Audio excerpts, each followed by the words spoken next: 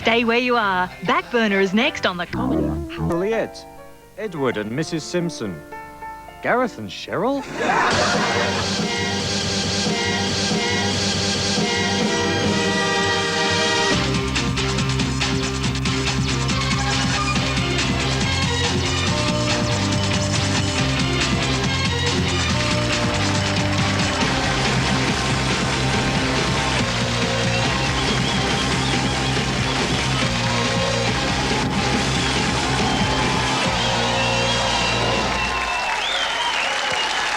Good evening and welcome to BackBerner. As we go to air tonight, it is dawn in the United States. Dawn on the 4th of July, Independence Day.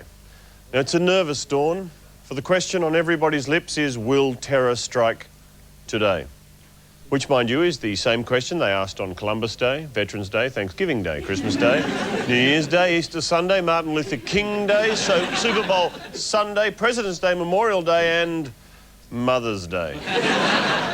But maybe today is the day. But for the sake of America and Americans and indeed the world, I hope they remain safe this Independence Day. I hope they can honour their one nation under God, under the house, in the bomb shelter. And I hope they can hoist the stars and stripes up the flagpole, stand united with hands on hearts and say as one people, isn't that plane a bit low?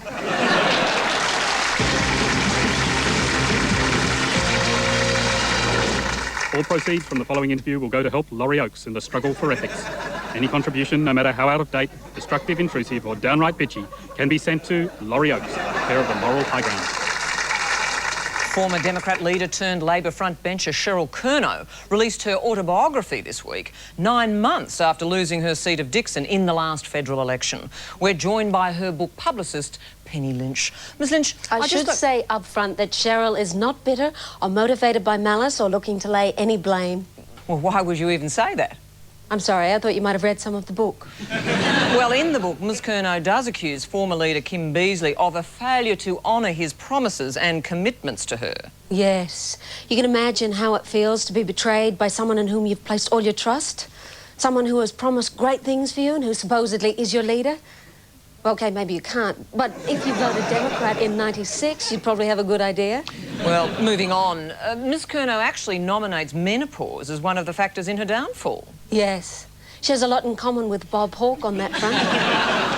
And Barry Jones. Ms Lynch, what is the central message of the book?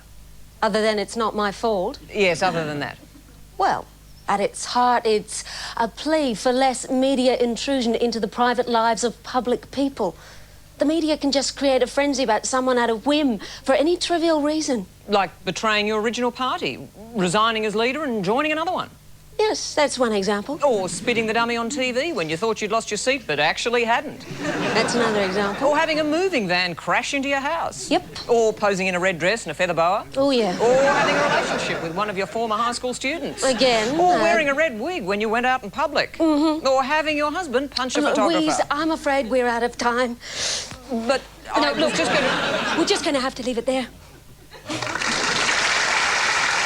And I believe we've managed to catch up with Cheryl at the airport, have we? Have we caught her? Yes, here she is. I'll just see if I can get her attention. Cheryl? Cheryl, have you got a moment for BackBerner? Are you serious? Well, yes. I set aside some free tickets for you and your family to come to see the show. Well, that is a disgraceful way. They're good seats. Disgraceful way to treat me in these circumstances. Look out for the door, Cheryl. My family life. The door? My family's consideration. There's free tickets. And people like you... Me? Who think you're doing your job... I was doing my job. I'm asking you to think twice about the way you approach it. Yeah, well, thanks, Cheryl. Love the book. To celebrate the 70th anniversary of the ABC, we now present rare footage from the BackBerner archives.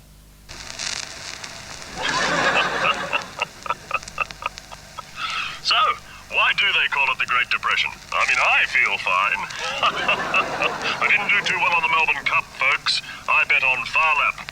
Well, no one told me he'd been dead for 9 months. And I see young Adolf Hitler has become Chancellor of Germany. Well, anyone's got to be better than that idiot, Franz von Papen. Good luck, Adolf. Love,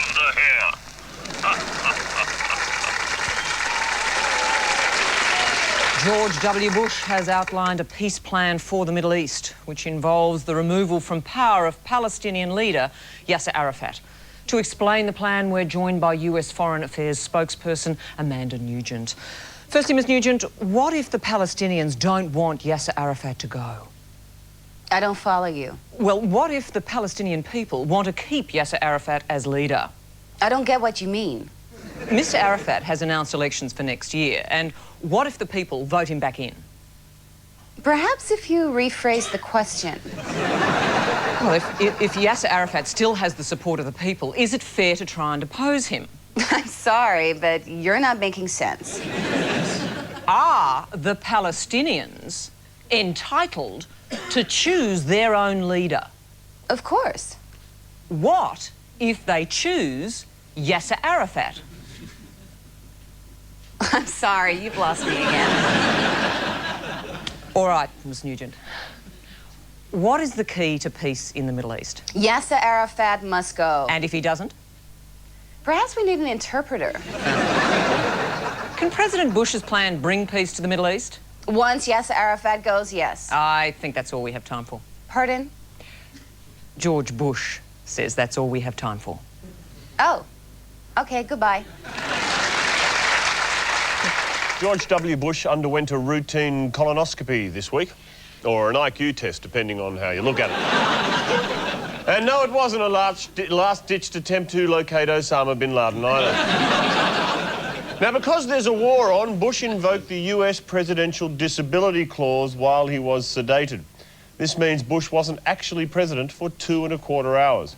Although you could argue he hasn't actually been president for 1.5 years.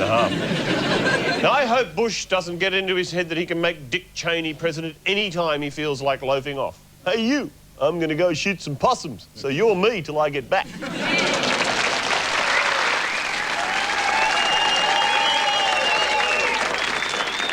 I see Arthur Miller has married Marilyn Monroe. Let's hope that egghead doesn't have a weak heart, or their wedding night could be death of a playwright.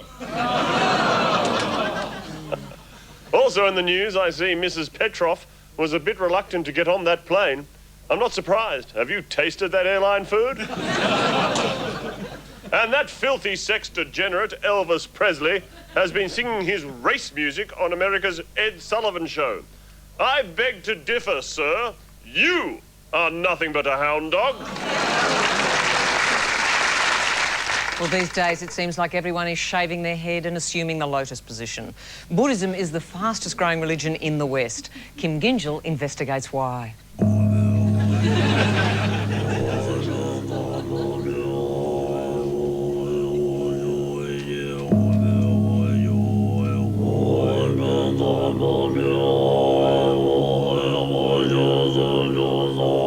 Excuse me. Yes? What the hell are you doing? Buddhism. Oh, great.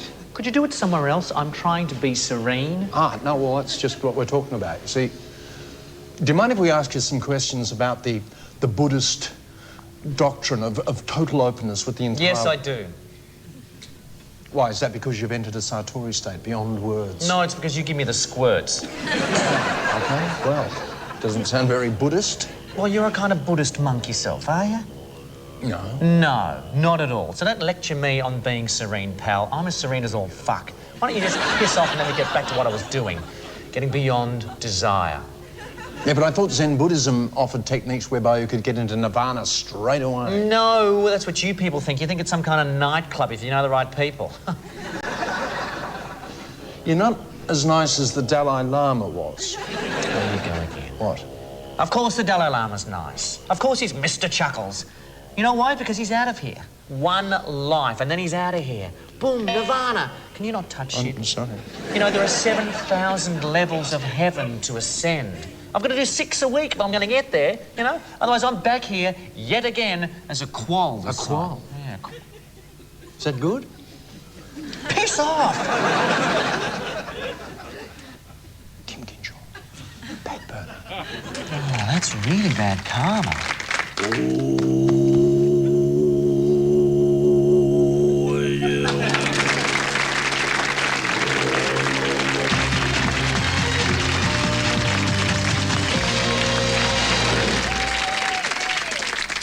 Parliament must be a horrible place.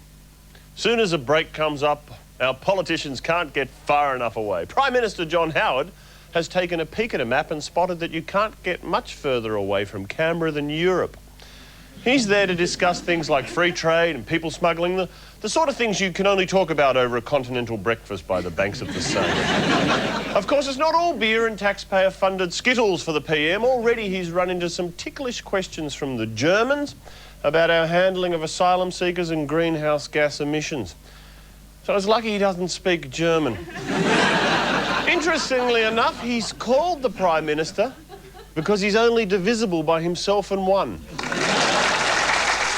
Our first series of survival saw contestants survive the boat challenge. Our second series saw them survive in the middle of the Pacific. Now watch as contestants battle for immunity in Survival 3, the Australian Outback. In this series, tribes are dumped in the harsh Australian outback, and this time round, we've added intruders. Get involved as each week audience members are asked to break contestants out before the Tribal Council votes them off our island. The challenges are just as hard, the conditions are just as harsh, the stakes are just as high. Survival 3. There can only be one winner. The Commonwealth Games begin this month. Do they? Yes. Look, I'm sorry, can we start that again? Okay. The Commonwealth Games begin this month. Where? In Manchester. Look, can we just start from the top? Okay. This month? July? Good Lord. I haven't heard anything about it. Have you? No, that's why we've invited you in. Joining us is James Bryson, the head of PR for the Australian Commonwealth Games squad. Wow. July. I guess with the World Cup soccer, we must have just completely forgotten all about this world important athletic and swimming event of the millennium, the 16th Commonwealth Games. 17th. Yes, the 17th Commonwealth Games. It's the third largest sporting event in the world, you know. If we don't count the World Cup rugby, the World Series, possibly Wimbledon, and of course, any wrestling match with The Rock. Are you at all worried that it might be a bit of a letdown after the 2000 Olympics in Sydney? You've obviously never seen The Rock getting ready to rumble. I mean, he's got such an incredible theatricality. Yeah, I was talking about the Commonwealth Games. Who isn't? It bewitches and dominates global attention. I mean, who could possibly resist the sheer spectacle of indifferent athletes from countries that used to be somewhat part of the once mighty British Empire and now trotting around trying to keep themselves limbered up for next year's World Championships? Who indeed? I don't want to set up any unrealistic expectations, but I believe that this Australian team is more than capable of bringing back 8 trillion gold medals. I think it's eminently doable. Mr. Bryson, thankfully we've almost run out of time. Let's not forget Kathy Freeman. She's not competing. No, she isn't. Which means she really is a certain winner even before the gun goes off. Mr. Bryson, I can't wait to speak to you again. Why? I've no idea.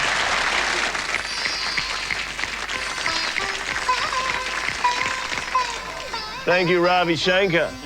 That was really, really long. All right, I'd like to do a piece now that I wrote about the Vietnam conflict. Hey, LBJ, with your face pressed up against the bamboo curtain. We have no peace here for you today, only death.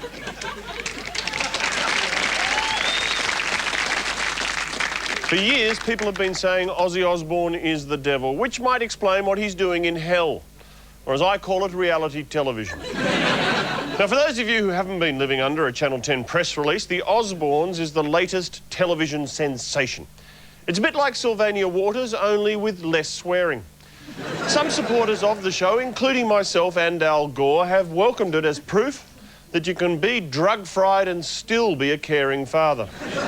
It might also put the kids off getting tattoos because, let's face it, when you turn 50, saggy dragons and devils with double chins aren't that menacing. I mean, you just look like an old person that someone scribbled on.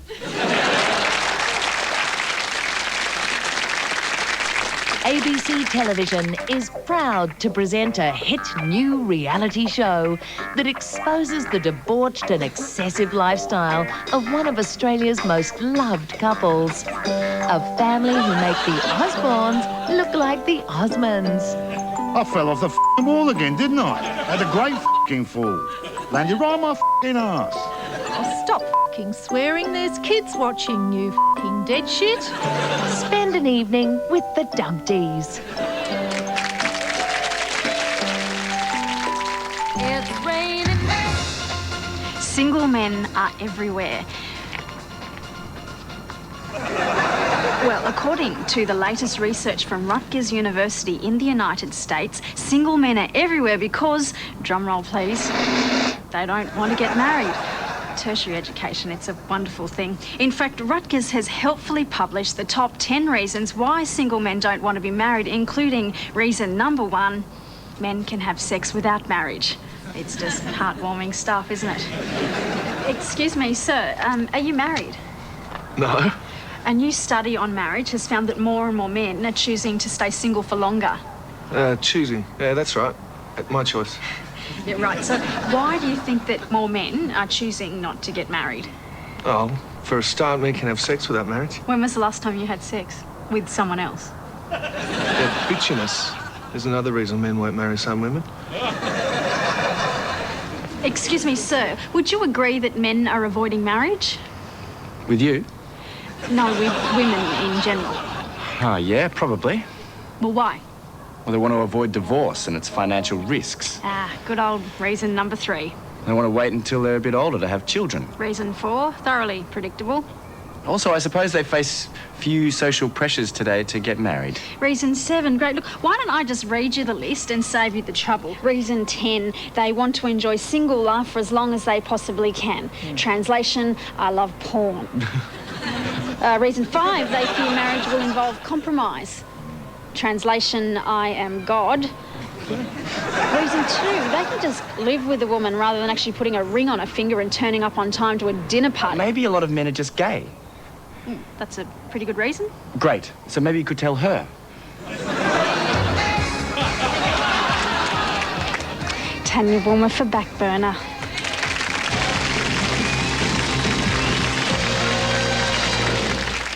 The Striptease Artists Association has just been officially recognised a union. It seems women who encourage bikers to stuff money in their underpants are sick of being abused and taken advantage of. Which is odd, because I always thought that was the job description. So now strippers are leaving the lap and taking up the chair, putting proposals on the table instead of just dancing on it. So now when a bucks night is lick it up at a nudie bar, you'd hope they conduct themselves accordingly. Show us your tits! In a manner consistent with current occupational health and safety standards. Australia has joined with 7 other Western nations to develop the next generation of fighter aircraft, the F-35. To discuss the project, I'm joined by military analyst Dr. Paul Schroeder. Dr. Schroeder, does Australia need such military power? Well, not right now, Louise, since the only people trying to invade Australia at the moment tend to sink a few thousand miles out. But, for example, Indonesia isn't a cricket-playing nation, if you get my drift. And so Australia will have a role in developing this air superiority fighter? Surprisingly, yes, despite our homegrown military industry being smaller than our national snowshoe industry. Who is actually developing what? Well, the Americans obviously will be developing avionics and battle systems with some stunning new technology. Apparently, they can now guarantee hitting a target, weddings, parties, anything. The British will be supplying the engine technologies, the leather seats and the walnut dashboard. The Palestinians were developing the armaments, but all of their weapons needed to be attached to the actual pilot, so they've been dropped. And what will Australia be supplying to this high-tech fighter? The fluffy dice. That's it? Oh, no. We're doing the bumper stickers. Things like, if you can read this, I hope you're on my side. And there's one that says, my other fighter is a Cessna. Well, that doesn't sound like much. Well, it's vital, Louise. Absolutely vital.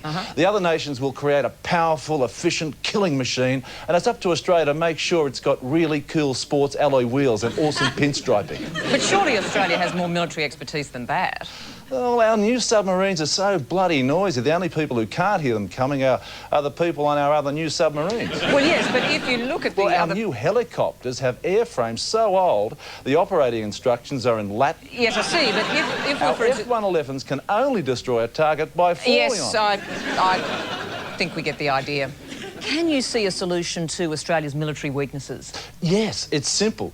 Let Indonesia take over. They've got some really good stuff. I'm sure we feel much safer.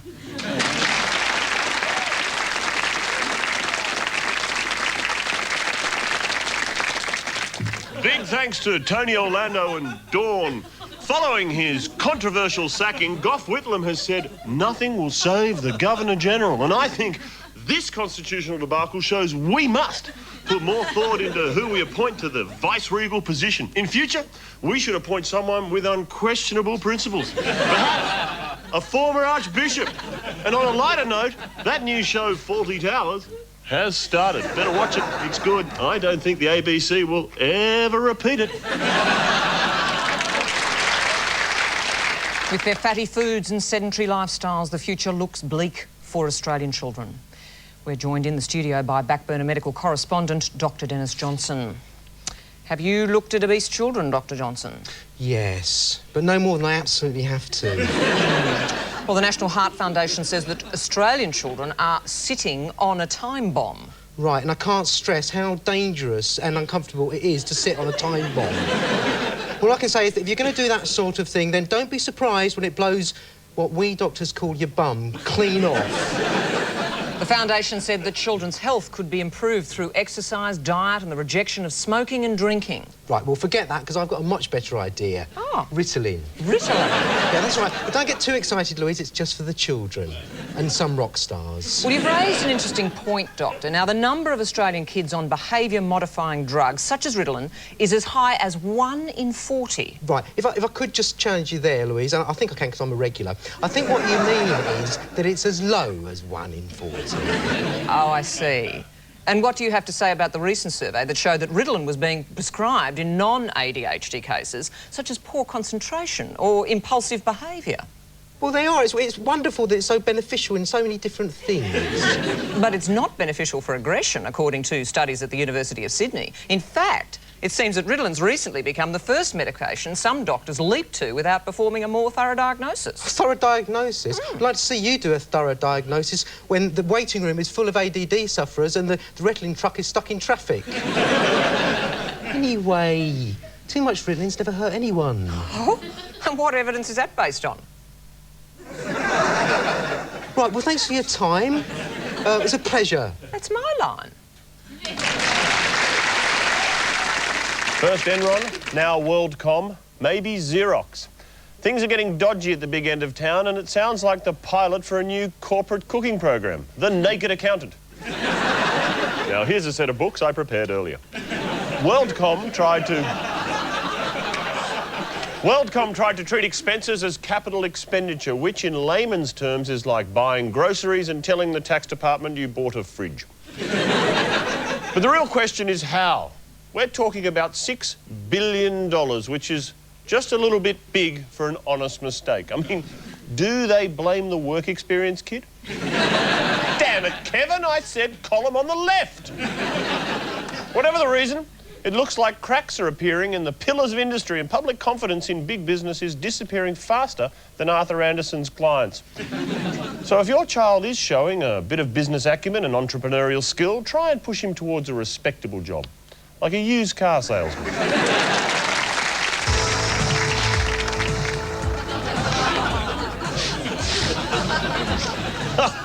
Australia has a new hero, Alan Bond, the man behind our America's Cup victory, a highly astute businessman with a love of sport. I say Alan Bond for treasurer, or at least put him in charge of art acquisitions. He was a signwriter after all. Hey, is my nose running? Now for a quick peek at some of the more obscure stories of the week. A single lychee from a 400-year-old tree that once produced fruit for Chinese emperors has sold for a record $120,000. Which is nothing, really, because the ABC has got 2 bananas worth heaps more. As of this week in Victoria, there is a bounty on foxes, with hunters paid $10 per tail. Which is a lot more than Hugh Grant pays. A new specially fitted Boeing jet has become Prime Minister John Howard's own version of America's Air Force One. Called Air Fast One. Arguments rage over who are the true Britons after scientists discovered major genetic differences between the English and the Welsh. Apparently the Welsh do have rabbit.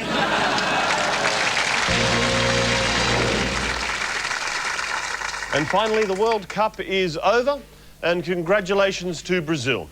Now, a quick word of advice to parents. Do not, repeat, do not rush out and buy your child a soccer ball, all the expensive gear, and get them a stupid haircut. It was just a fad. This is Australia, where the only reason you play soccer is you want a job on SBS for 2006. Aussie, Aussie, Aussie! Yeah, never mind, never mind, never mind. Good night.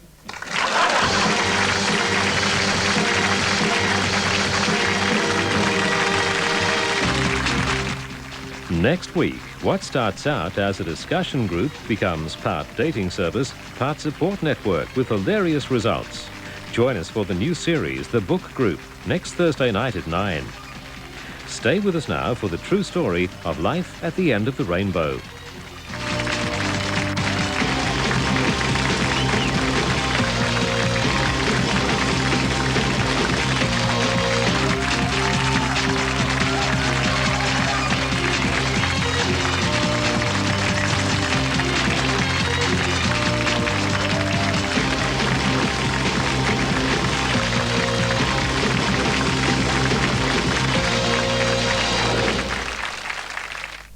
Here comes the bride, all fat and wide. It was the most important day of Meg.